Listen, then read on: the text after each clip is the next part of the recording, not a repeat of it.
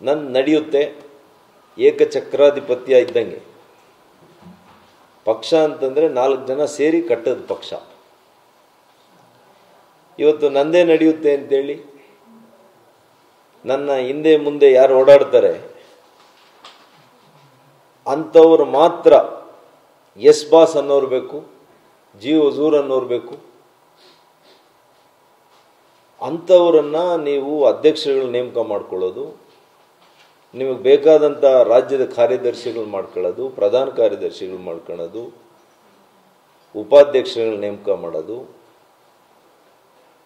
ಇದು ನಾನು ನಮ್ಮ ರಾಷ್ಟ್ರೀಯ ಸ್ವಯಂ ಸಂಘದ ಮುಖ್ಯಸ್ಥರಿಗೆ ಹಲವು ಬಾರಿ ನಾನು ಈಗಾಗಲೇ ಯಾಕೆಂದರೆ ಯಾವಾಗಲೂ ನೀವು ಗಮನಿಸಿರ್ಬೋದು, ಎಷ್ಟೇ ನೋವಾಗಿದ್ರು ನಾನೆಂದೂ ಕೂಡ ಮಾಧ್ಯಮದ ಮುಂದೆ ಬಂದು ಪಕ್ಷದ ವಿಚಾರಗಳನ್ನು ನಾನು ಹಂಚ್ಕೊಂಡಿಲ್ಲ.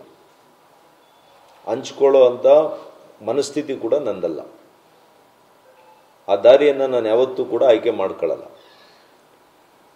ಆದರೆ ಇವತ್ತು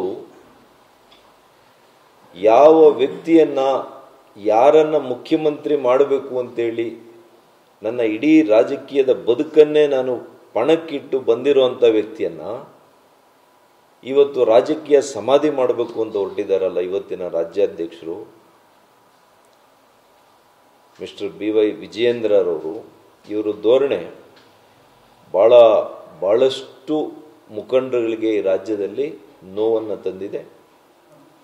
ಇವರು ಖಂಡಿತವಾಗಿಯೂ ಕೂಡ ಇವರು ಇದೇ ದಾರಿಯಲ್ಲಿ ನಮ್ಮ ಕೇಂದ್ರದ ನಾಯಕರು ಇವರಿಗೆ ಏನು ಸ್ವಾತಂತ್ರ್ಯ ಕೊಟ್ಟಿಲ್ಲ, ಆದರೆ ಯಾರನ್ನೂ ಒಂದು ವಿಶ್ವಾಸಕ್ಕೆ ತೆಗೆದುಕೊಳ್ಳುವಂಥ ಒಂದು ಗುಣ ಇವರಲ್ಲಿಲ್ಲ. ಇವರು ಈಗಾಗಲೇ ಮುಖ್ಯಮಂತ್ರಿನೂ ಆಗಿದ್ದಾರೆ ಅಥವಾ ಮುಖ್ಯಮಂತ್ರಿಗೆ ಮೇಲಿದ್ದಾರೋ ನನಗೆ ಗೊತ್ತಿಲ್ಲ. ಇವರ ಕಾರ್ಯವೈಖರಿ, ಇವರ ಒಂದು ಅಹಂಕಾರ, ಇವರ ಒಂದು ದರ್ಪ ಇರ್ಬೋದು. ಅವರ ಹತ್ರ 1000 ಕೋಟಿ ಇದೆಯೋ ಏನೋ ಗೊತ್ತಿಲ್ಲ ನನಗೆ.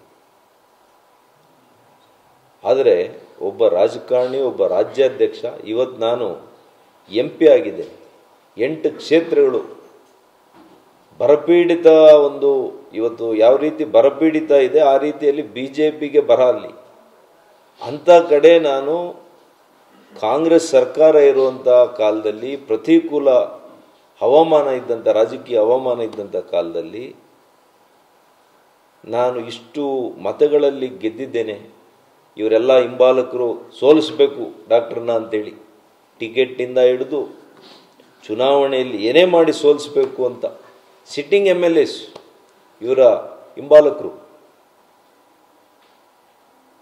ಅವ್ರು ತಗೊಂಡಿರೋದಕ್ಕಿಂತ ಜಾಸ್ತಿ ತಗೊಂಡೆ, ಅದು ಬೇರೆ ವಿಚಾರ. ಅದು ನಮ್ಮ ರಾಜಕೀಯ